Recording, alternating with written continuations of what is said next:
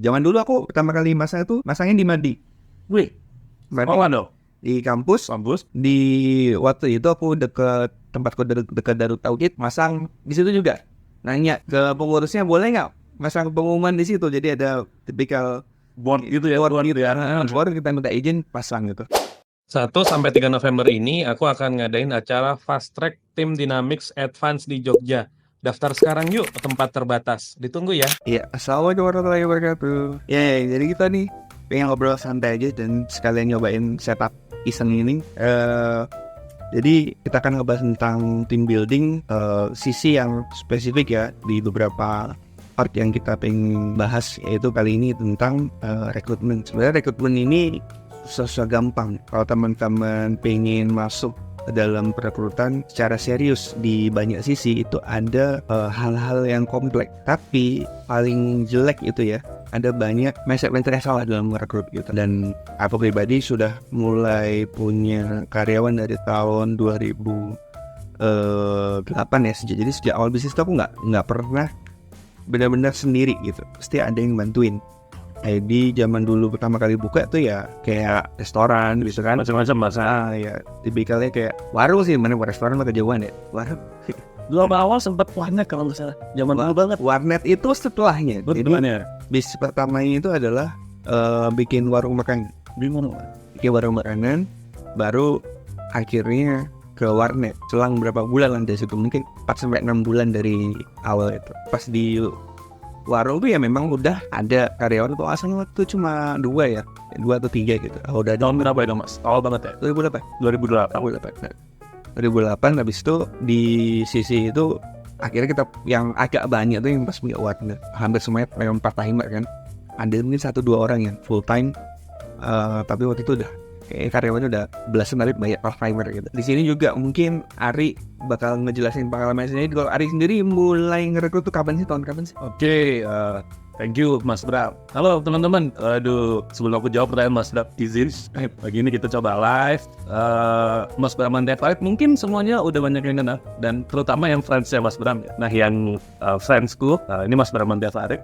Ini aku Areko Prasetyo, kita berdua founder High Speed Flow. Tadi udah dibilang ada pengantarnya, kita mau ngobrol tentang tim, tentang perekrutan. Nah Mas Bram tadi barusan nanya, udah cerita ya, wah ada warung, ada warnet, terus membesar, ada managing yang high tech banget, terus juga pernah resto yang hits pada zamannya. Aku ngelihat restonya Mas Bram, harganya tuh kayak luar biasa di tahun itu gitu. Pagi ini kita bakal share ya sama teman-teman. Tadi pertanyaannya Mas Bram, sejak kapan gitu merekrut? Kalau aku pribadi, memang dulu itu dreamnya adalah semua beres di diriku sendiri gitu. Awalnya maksudnya. Jadi kan aku IT, aku juga dulu coding, aku juga suka sama script, suka sama automation dari dulu banget. Jadi somehow kayak, wah nggak perlu banyak orang nih. Nah sampai di aku lulus 2011, sempat kerja di kementerian, kemudian full, dan kemudian sudah selesai dari sana. Aku inget banget mulai jualan itu yang serius ya, teman-teman. Setelah freelance macam-macam, terus jualan itu tahun 2015 saya ingat. Nah di 2015 itu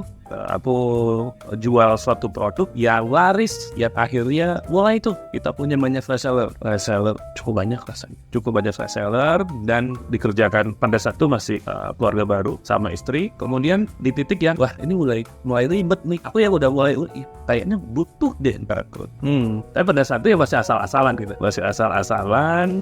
masih sedikit, masih cuma 1 admin, 2 admin, dan yang cukup mulai ada peningkatan yang cukup signifikan itu pas aku pindah ke Bandung. Jadi rumahku di Palembang, pindah ke Solo, kemudian pindah ke Bandung. Nah ketika di Bandung itu agak signifikan karena aku udah bilang, wah ini kita butuh tim yang serius.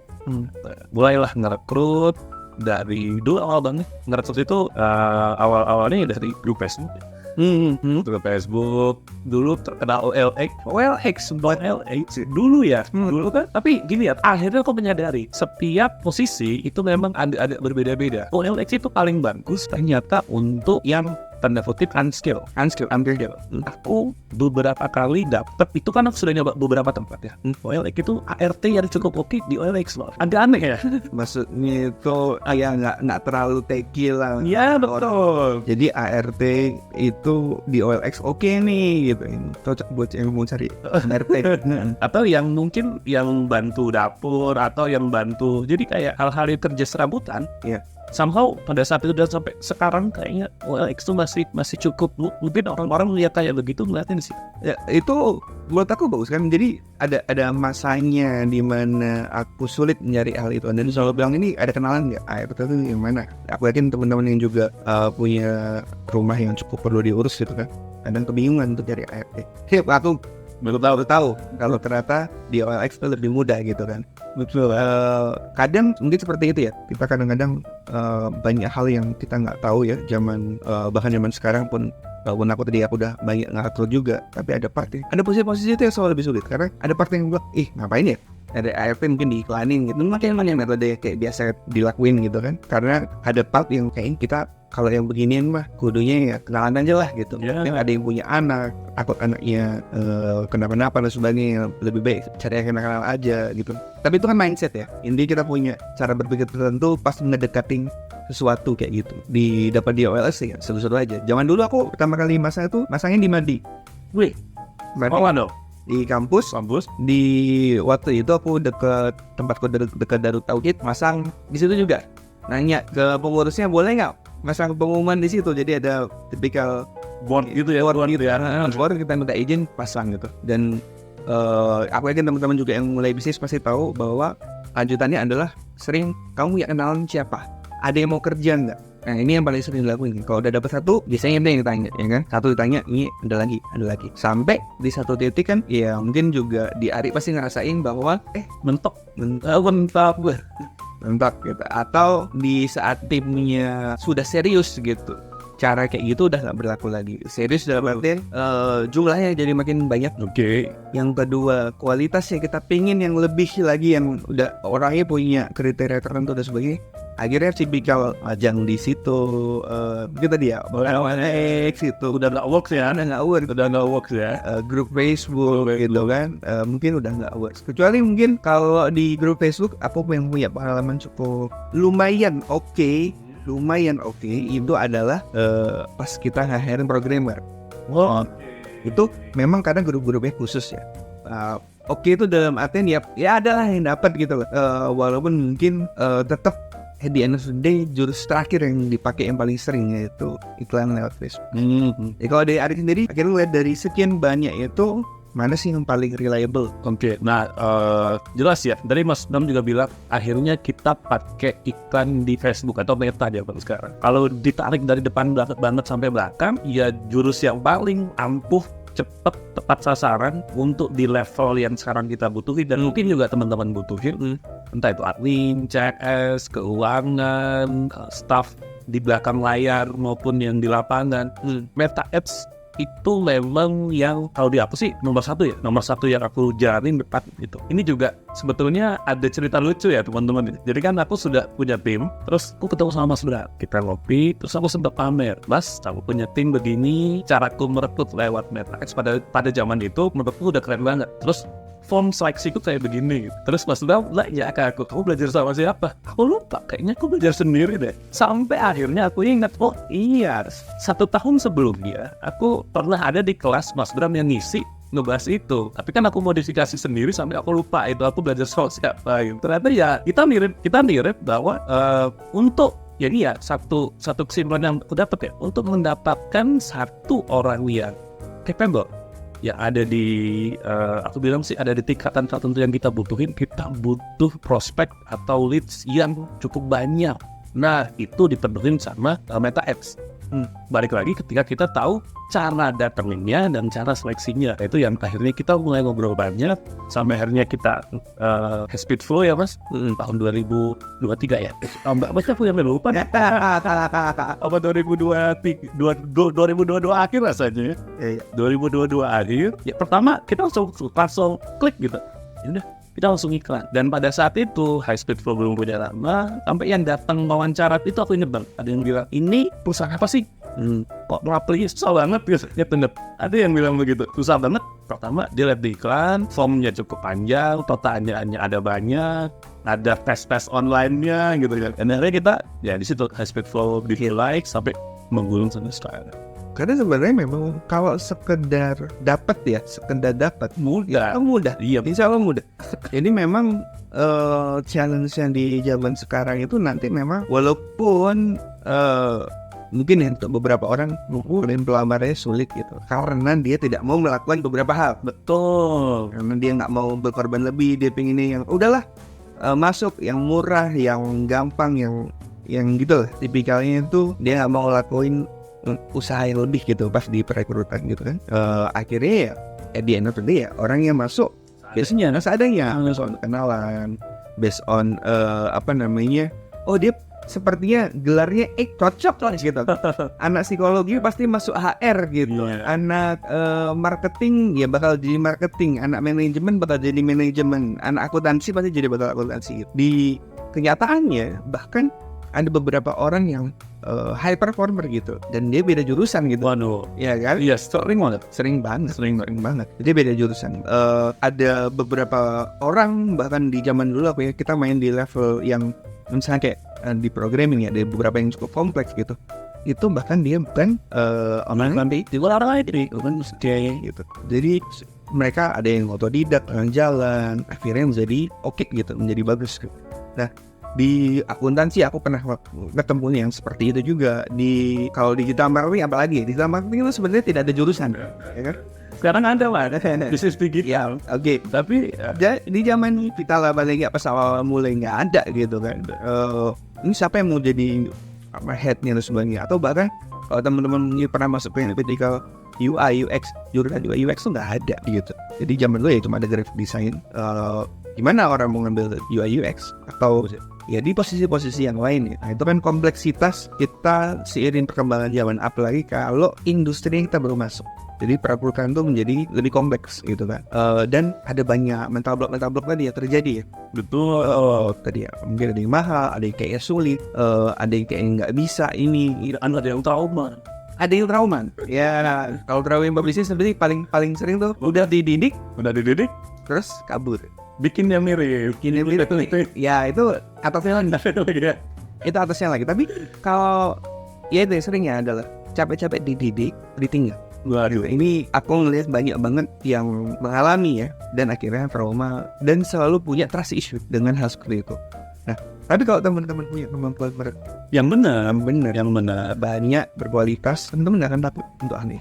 Lalu apa? Selanjutnya adalah punya kemampuan mendidik. Ya, karena kalau misalnya at the end of the day lu bisa dapat banyak bahannya bagus nih, lu nggak punya kemampuan mendidik ya kadang-kadang salahnya di lu juga gitu. Ada orang yang sebenarnya capek mendidik, makanya pengennya apa? Datang masuk dia udah jadi jago gitu kan. Orang pengen dapetin kayak gitu, nggak mau bayar harganya, repot juga. Ya kan? Benar. Ada nggak? Oh iya, kita misalnya mau ngerekrut direktur Garuda gitu, direktur PLN, direktur Pertamina. Itu udah mahal banget. Terus kita bilang bisa nggak yang gajinya UMR ya?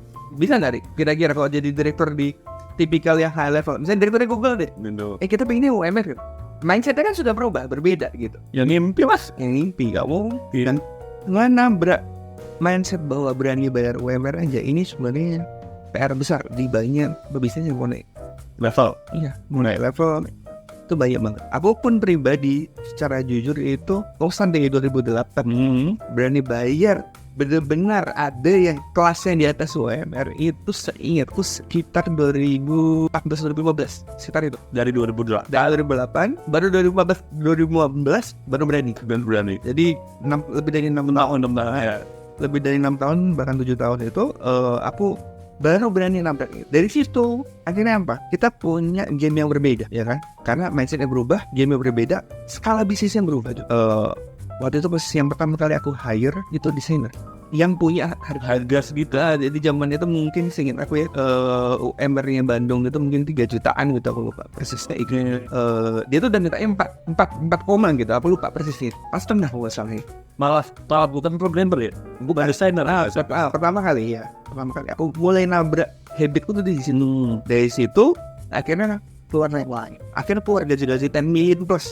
itu di tempat-tempat yang lainnya, terutama programmer. Wow. Dari situ aku tahu bahwa memang yang kita nggak bisa tawar adalah harga tadi untuk orang-orang yang skill.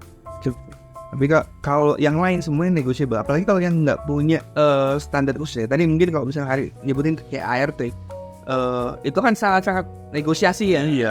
Standarnya tuh sangat-sangat random gitu. Di UMR yang juga kadang ketinggian gitu kan. Jauh dari UMR juga kasihan. Ada LTP lah gitu. Jadi akhirnya kan negosiasi tergantung jam kerjanya, tergantung hari kerjanya. Dan ada banyak hal lagi yang berhubungan dengan hal tersebut gitu. Kalau misalnya kita nggak mau menyesuaikan, gimana? Kapan kita akan merubah gitu kan? Kapan kita mau masuk ke level yang berikutnya gitu. Dan kalau dari Ari sendiri, misalnya yang kita ngomongin perekrutan nih, gitu. Apa yang paling sulit? Apa yang paling ribet yang dari pengalaman Ari sendiri lihat secara pribadi atau di lapangan? Oke, ada beberapa hal ya teman-teman. Cuma sebenarnya kalau ngomongin basic banget ya, untuk perekrutan yang cukup oke itu butuh dua hal. Kalau dua hal ini terpenuhi, ya cukup nyaman lah. Tapi kalau dua hal ini tidak terpenuhi, itu yang agak berat. Pertama apa? Kita butuh waktu. Jadi kan nggak bisa butuh 10 orang, besok harus ada. Nah itu nggak bisa. Ada, kita butuh waktu pertama. Kedua, perlu budget. Kalau yang kita lakukan, itu kita butuh budget. Yang dua ini harus ada dulu. Terkait dengan budget itu juga berpengaruh dengan kecepatan dan juga berpengaruh dengan kayak precise, spesifik kita kebutuhan orangnya itu tepat gitu. Precise. Maksudnya bisa tepat. Nah waktu juga kan kita pasti ada rentang tertentu. Idealnya ya 2 minggu, 1 bulan, it's okay. Yang selanjutnya itu adalah ini agak umum ya, ini ke lokasi. Aku melihat ada lokasi-lokasi yang mudah buat mendapatkan banyak lead berkualitas. Ada lokasi-lokasi yang somehow agak kok tidak semudah tempat lain ternyata. Betul. Oke. Pengalamanku adalah kita melihat kota itu banyak kampus atau enggak.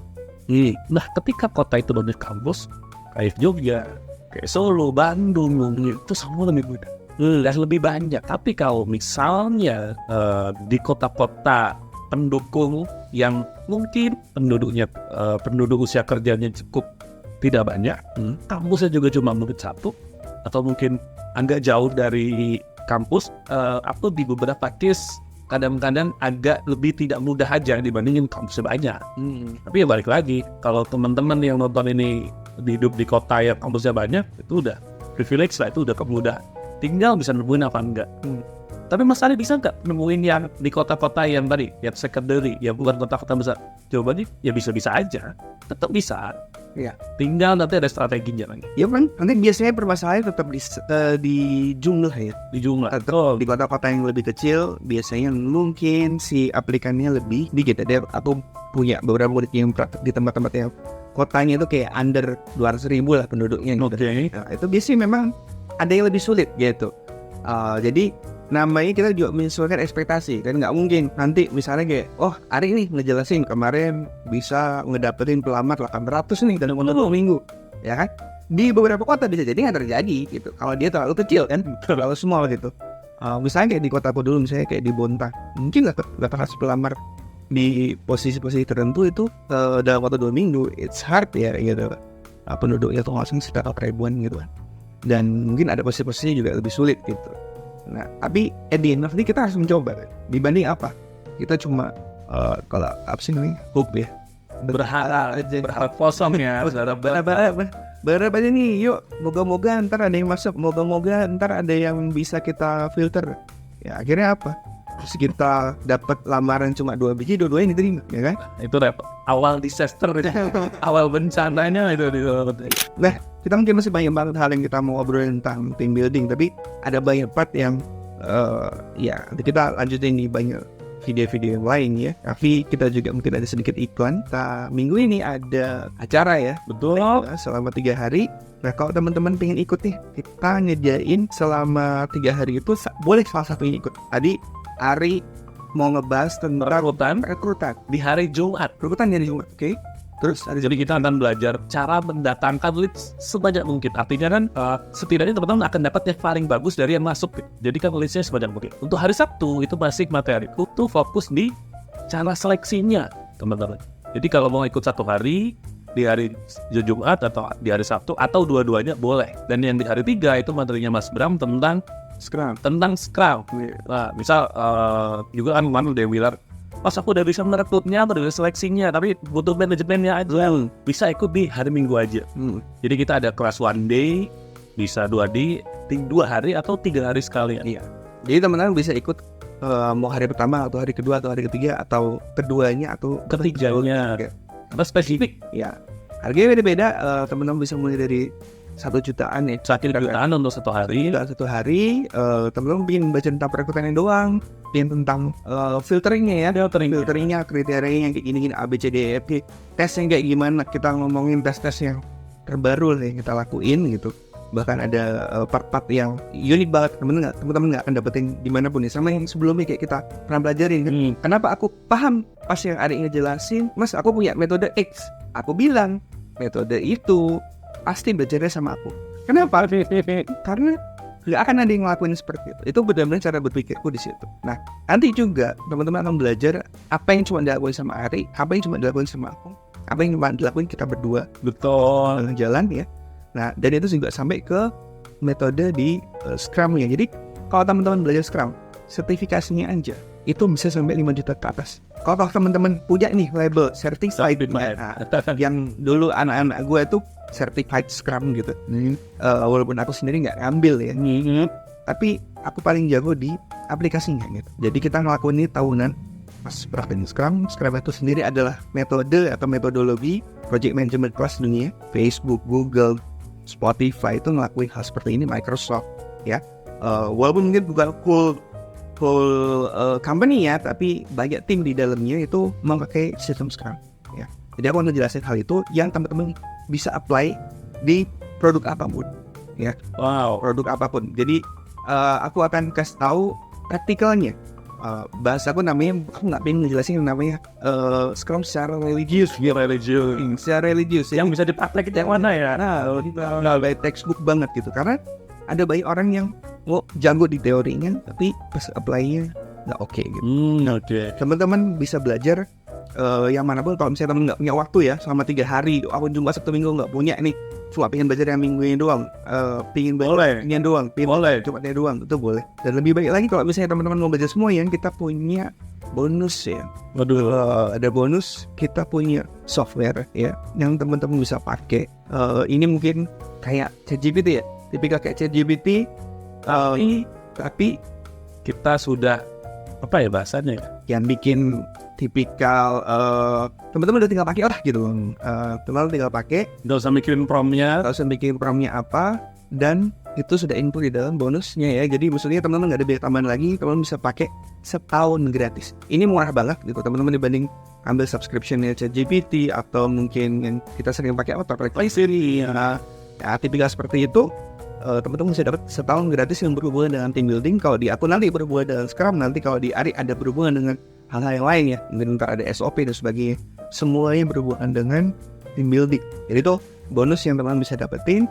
Teman-teman bisa ikut yang 3 hari atau bahkan nanti yang 1-2 hari pun insya Allah dapat juga ya. Tinggal nanti disesuaikan aja. Oke, mungkin itu video iseng kita ini pagi-pagi nggak jelas ini. Teman-teman bisa tungguin nanti kita bakal ada video-video berikutnya. Bye, terima kasih.